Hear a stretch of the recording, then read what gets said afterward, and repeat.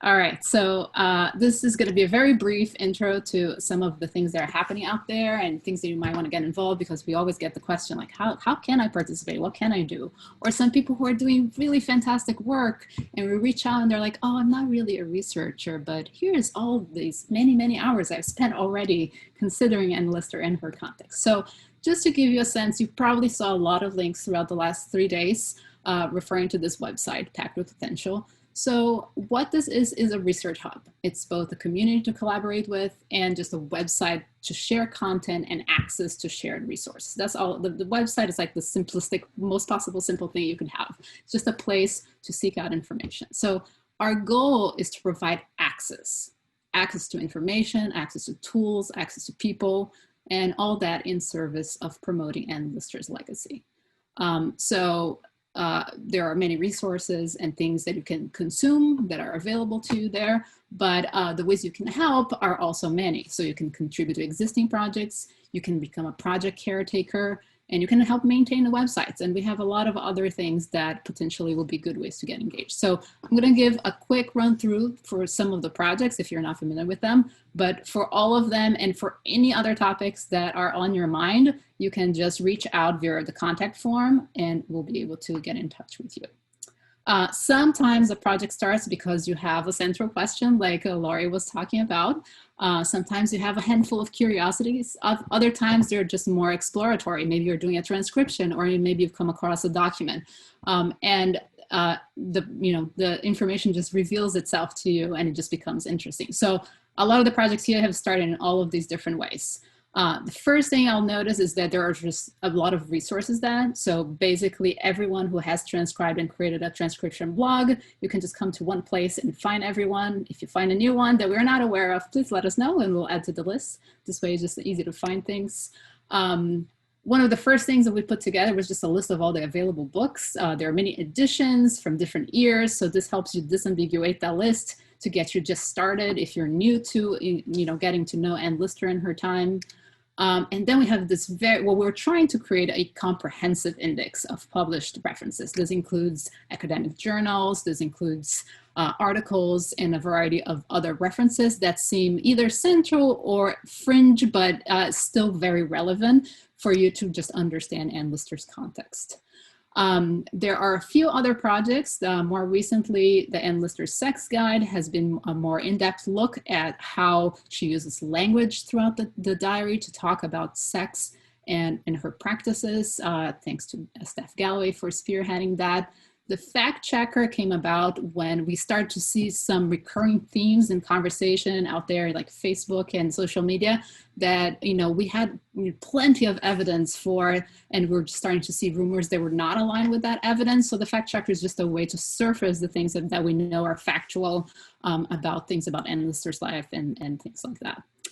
Travel tips has started because everyone who has had the opportunity to read the diaries has seen just how interesting and many times humorous Enlister's remarks about the places she visits are. So we started by just taking some extracts out of those visits, and so many people contributed that it became a very large set of reviews. So right now we have those travel tips as such described there, but it also became a project to harvest that. And so you can contribute your own findings and call those out. Last but not least, the Enlister people. So this one, the West Yorkshire Archive Services does have a reference sheet for the transcribers that talks about some popular people of Anne's time that helps you contextualize your transcriptions. But what we learned is that when you start researching, you come across other people or more context about those people. So the people tracker became a way for people to contribute that back and augment their original list, which had about like 100 or so people. We're now at more than 400 people. So it can be a useful tool for you if you're transcribing.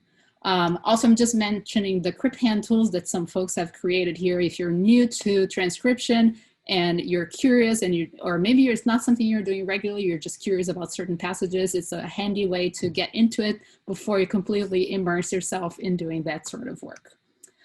Next up, I'm going to pass it to Amanda to call out one of the most amazing parts of these research projects. Oh, actually, before I get to that, I forgot I had some other things I want to mention. I don't need to introduce the diary transcription project. I just wanted to note here who to contact and how to reach folks. But I wanted to call out the Ann Walker in the Diaries project, which is a more recent addition. Sure, Diane, I think you're here. So I've just briefly mentioned that, you know, recently Diane opened up for people to contribute, and there were many takers, which is very exciting to see where this is headed, to really try to bring out Ann Walker's voice through Ann Lister's diary. So if you're interested in that perspective, please reach out and engage. Another amazing resource is the Calderdale Companion. This has been around for many years. It has over 1,500 contributors, and it's a very extensive database at this point of facts of people and locations and structures in around the Calderdale area. So you can both take advantage of this as a reference as well as contribute. And now I'm actually going to pass it to Amanda to talk about this amazing work. Thank you, Lívia. It's so exciting. We have so many projects on the go, and each one of them is fantastic, and we're just constantly coming up with new ideas. I know some of you have attended the practical workshops that we have had this weekend for the timelines and the story maps, and they were really good, really well attended, and I hope that you found them useful and inspirational. And as I said in both of those workshops, if you need more help putting something together, then please just reach out. I'm on social media, and we have an email address too. But yeah, I'm super excited about so many things that are coming up. We have already 17 maps available on the website right now, which is annlistertimeline.com. We've got multiple maps in the work. This is, I think, is just some of them. So we have the third part of the tour of Sweden and the Descent of Vignemale, which I am working on right now. Jenna, I think Jenna's out there. She's working on a travel map of Anne's travels through the south of England. And we also have 1834, the France trip that was effectively Anne Walker and Ann Lister's honeymoon. We also have 2 more timelines coming, essentially 3. An Anne Walker timeline that will be completed by our own superstar, Marlene, and also another project that Jenna is working on, because Jenna's not busy enough. She's also working on the history of Shibden Hall, which is fantastic. I've had a preview, it looks stunning.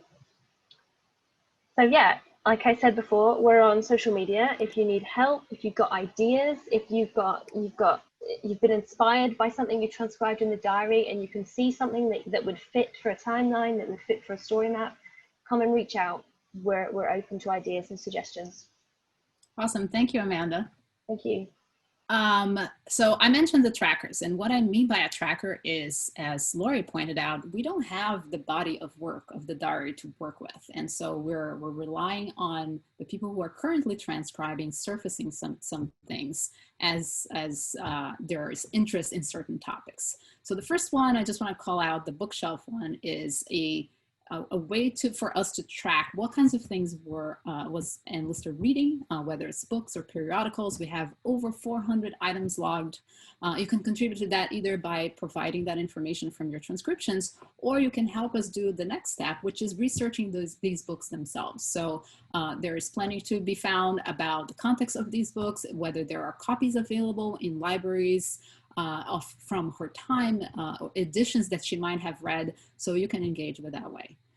There are 2 other projects, the Doodles project and the Sketchbook projects, which are looking to see any sort of visual representations in the diaries, either from Ann Lister or, as she describes, Ann Walker, doing illustrations of a variety of things, which happened frequently when they were on travel. Even though we don't have any of the artifacts for Ann Walker, if we ever come across one, this will allow us that data to validate what the context of those sketches or drawings, if they come about. I mentioned the Ann Lister people as well before. A couple of new trackers that are in the works and will be opening up on the site shortly. So Ann Lister Reviews is really the extension of that travel tips page that you saw, since we had such interest and so many people wanted to contribute. The death toll tracker, a lot of people died in Ann Lister's diaries, and she always comments on them. So let's find out how many, cause of death. There's a lot of interesting contextual information about that. in a very short period of time. I think we just already counted like 40 people, and this one will add up quickly. There are a lot of interesting insights to be gathered from Anne's observations about symptoms and other aspects of her life. We know she tracked not only her periods, but her lover's periods as well. So this is the kind of thing that we're gonna, let's gather some data and see what kinds of questions come out of that. And then we can see like what is worth tracking further. In addition to that, religious views, time spent on church, opinions on services, she had plenty. She also visited a lot of different religious places of worship. So we wanted to have a way to kind of talk about that theme by observing how she treats it over time. And like I said, it's like some of these projects are so broad and others are quite specific. So the Edney is uncovering the reason behind Anne Walker's nickname. So we know it was used throughout the diary, but we don't know the genesis of it. So this one is focusing on that question. And I'm very excited about this one. Coming up is Anne Lister's mailbag. So the idea here is more of an indexing project, which is to index Anne Lister's correspondence, which includes how she talks about it in the diaries. We know there's references there, but then any archival records of letters, notes, and drafts, which is a whole other body of work beyond the diaries that paints another context for her relationships with people and her attitude, etc. So I am breezing through this because we're running out of time, but here's some upcoming collaborative projects.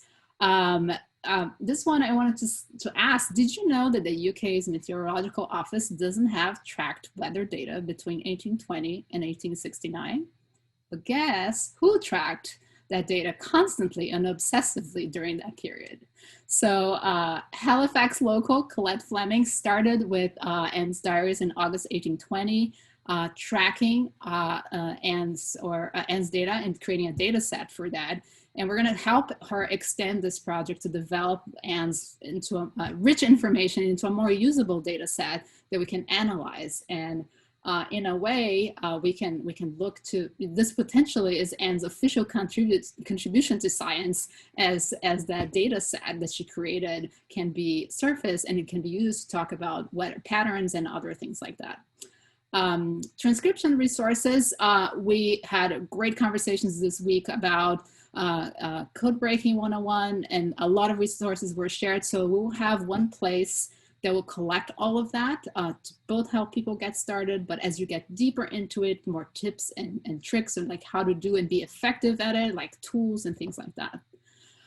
Diary entry search. So right now, if you are wondering what happened in a particular date and time in Anne Lister's diary, you have to go digging through the West Yorkshire Archive Services website and click through a volume and then like start basically trying to navigate the pages until you find a certain date. So we would love to have a way where you can say date, and then it will tell you exactly in the diary where that is. We have that metadata. I'm working on it right now. We should be able to make something very straightforward. Long terms, we should be able to tag that information, and whether it's thematically, geographically, like we can do so much more beyond that. But we want to start with something just to make it more efficient to work with the diaries when you're looking for information. Last but not least, I had a wonderful session about the women and Lister's lives. We're going to start with some people profiles to kind of collect that information, and then we can extend that as more people are added over time. Then we had this fantastic idea from Chantel Smith about connecting people in different places who maybe have access to archives that you don't have access, that you might be seeking information from. How can you reach out and collaborate and find the information you're looking for? I want to shout out Pauline, who helped organize this summit. She's found such wonderful things for us in Paris. And it's just a really great example of like how we can work together and really develop any particular research questions you have and information that you need. Coming up in October, for folks who are not familiar with Inktober, is a sketching challenge that happens every October. You get a prompt every day and you have to sketch that. And so we're going to take advantage of the trackers that we've had with Anne's doodles and Anne Walker's sketches and help people sketch those out. Maybe that will give you an opportunity to do a little bit of research about the locations that they visited and things like that. So stay tuned for that. We'll share more soon. And then let's talk about future plans. Some things in the future. There are many topics that we couldn't possibly have covered during the summit this week. But especially we got a lot of people responding to our for call participation with some ideas involving using technology and thinking about Enlister from that lens. So we're considering putting together something like a hackathon style event where we can do things like network analysis, InfoVis, work on actually developing research tools, augmented reality, mapping tech. There's like a whole breadth of things there that could be explored. And it's so different from the kinds of conversations we're having about just the research that we've been doing that it feels like it deserves its own space. So stay tuned for more on that. Extending from the profiles that we talked about, Wikipedia has a real problem with not representing women in history. So we're gonna, using those profiles as a stepping stone, we're gonna have something like a Wikipedia editathon where we create profiles on Wikipedia from all the research that has been conducted. And so we place all these women forgotten to time back in history by making their lives visible in that way. We've gotten a lot of requests for people to just come together more frequently and talk about things. So we're considering like maybe periodic online video chats, a little bit like we're doing with the summit, whether the focus is code breaking specifically or some other fringe topics, we're yet to determine, but we definitely got a lot of requests for this. So let's make it happen. Now talking about some more concrete dates here. People have asked for more tangible help with like really tactical, practical things. I think Amanda did an amazing job talking about like how to make timelines and how to create maps. Those are super concrete, but like there are things that are more core, like just how do you use a spreadsheet? How can I really create trackers like the ones we've been talking about? And how can I add to that toolbox for research tools? And that's just an example. How to use certain tools for investigation like Ancestry.com. So we keep hearing from that need for that need, and so we'll come up with some things to help folks with those needs. And don't forget, next year at Enlister Birthday Week, we are probably Pat Esgade, who's like the most wonderful advocate for all things Enlister, has already helped us carve out some time during that event for the summit folks to get together again, and maybe we can like see how far we've come in this period of time, and we'll have another conversation in person, hopefully in Halifax. And then, I don't know, should we do this again? Does this seem like a good idea? Okay, I'm seeing some thumbs up. Of course, we're gonna have to do this again. Obviously, we don't have any plans because we're still in the middle of doing this one, but I think it's fair to say that we all are looking to do something like that. And I just want to recognize that, you know, there's a lot that we needed to do to put this together, but it's been a real pleasure. And the context that we're living in is so challenging. And I thought back on Enlister, and she had this quote: "Sometimes the soul grows strong and becomes more active amid difficulties, and in spite of every obstacle, resolves to pursue its favorite scheme." So this, to me, is my call from Enlister to not let it go and go full force into this particular interest. And I hope you all have enjoyed this. And you'll be hearing from us very soon. We're gonna ask for your feedback so that next time it can be better than it has been. And of course, we'll post every piece of information we could possibly have shared during the summit available on the website as soon as we have our things in order. And please reach out and talk to us about literally anything that interests you, and we'll get back to you.